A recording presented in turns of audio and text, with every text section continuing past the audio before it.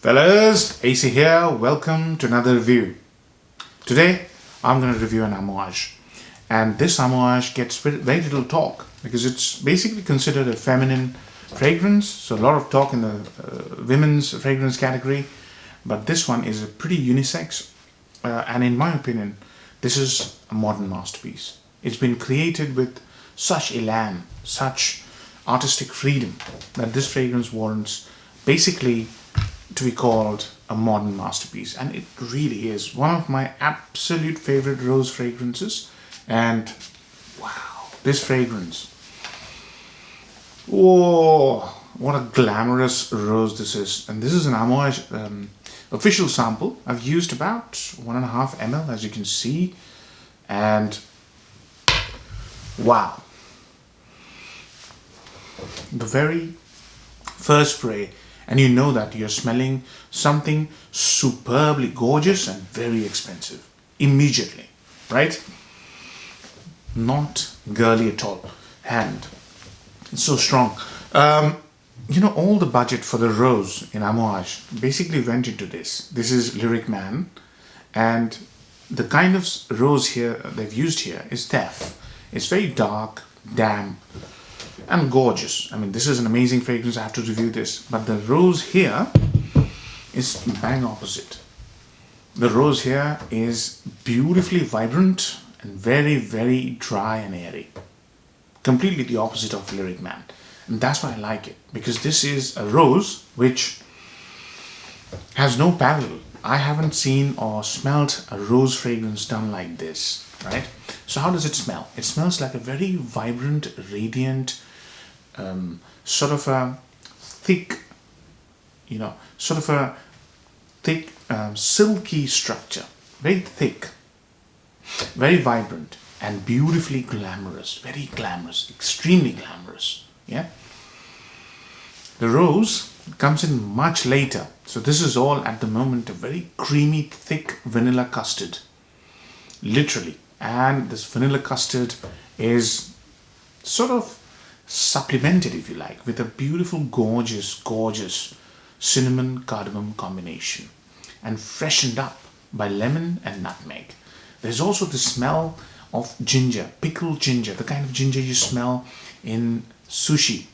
Yeah, they serve that pickled ginger, the Japanese pickled ginger, that sort of thing. But I'm trying to sort of tell you the actual smell. The smell of ginger here is not like the fresh spicy ginger. It's that apple-like gingery smell. The texture, I love sushi. My mouth is watering. That texture of ginger that you get with sushi, that's what it is. It's very sort of treacly, yeah, custardy. The color is literally the color of custard at the moment. Very strong. Rose comes into play after about 15 minutes, and the rose is dry, beautiful, nondescript rose. I couldn't put my finger and say this is Def or Damask or Rose de May. Nah. This is a fragrance which uses rose in a way which is more jammy, more radiant, and basically plays a secondary role to the custardy vanilla, the cinnamon, the spices, and it's just beautiful. It's not very sweet, it's beautiful. It flows like a thick silk fabric. It's beautiful. Middle stages also brings in a fantastic note of ylang-ylang. It's camphorous, but it's again playing with that color. The theme is, beautiful, lush, cream, thick, creamy color. This fragrance is not red, it's creamy, yeah, yellow creamy-ish color, yellow creamy color, I should say. Fragrance gets a little bit of sweetness, yeah, in the middle stages, and then towards the dry down, it gets more greenness to it, as if think of a floral stem, that sort of greenness, along with that cardamom, amazing cardamom. Little hint of rose still is there in the dry down, but it's fresh and uplifting and green, yeah. So that's the journey of the fragrance. Absolutely amazing. I haven't smelled a single rose fragrance which behaves like this. Normally rose fragrance is start to end rose, yeah. Here rose is just a secondary note, but not insignificant. It's a significant secondary note, but there are other notes.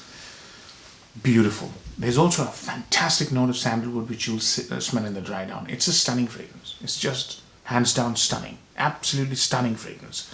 Now, ups and downs. Number one upside is the nature of this fragrance. This fragrance is beautiful beyond words. It's been made with such love and such clear vision. It's beautiful beyond words. Number one, that's just a modern masterpiece. Number two is the huge compliment factor. The people, when they smell you, just go low, one or two sprays, nighttime, daytime. When people smell you, they'll be completely drawn towards you. It's so attractive, it just pulls you towards yourself. You'll pull people towards yourself. It's just amazing. And now number three is the quality of the fragrance. This is Amouage, right? Every fragrance has some amazing qualities that Amouage produces. This one is just magnetic. If there was one word I would use, that would be just magnetic. It just pulls people towards you. So those are three. I think the fourth one would be the amazing versatility of the fragrance. The fragrance, you can wear this in summer. It's not too sweet. You can wear this in winter. It's got tremendous potential, power, and just suits every occasion. Go in for a date, interview. Don't go too many sprays. Date or interview. Outstanding. Now the downsides. Number one downside, this is marketed for women. So the biggest one would be the mental block. People who say, oh, I can't wear a woman's fragrance. Just try it. Yeah. As I said, one spray will change your mind, but just go one spray. Try it. This is an outstanding fragrance. Just completely unisex or maybe even androgynous. It's just made with such amazing creativity and sophisticated mastery. This fragrance is a masterpiece. Just amazing. Just try it. That's the only downside I can think of. Your mental block. Okay, now, seasons to wear it, I've covered. Very, very versatile. Age group, again, very versatile. 20-year-old, 60-year-old, doesn't matter. Wear it right, you will get a compliment. You will, first of all, basically praise yourself for having such a refined taste. Outstanding fragrance. I think I've covered all aspects, right? Marks out of 10. 10 out of 10. Perfect 10. This is a beautiful fragrance. Absolutely beautiful. Try it out. 10 out of 10 fragrance. Enjoy. Take care.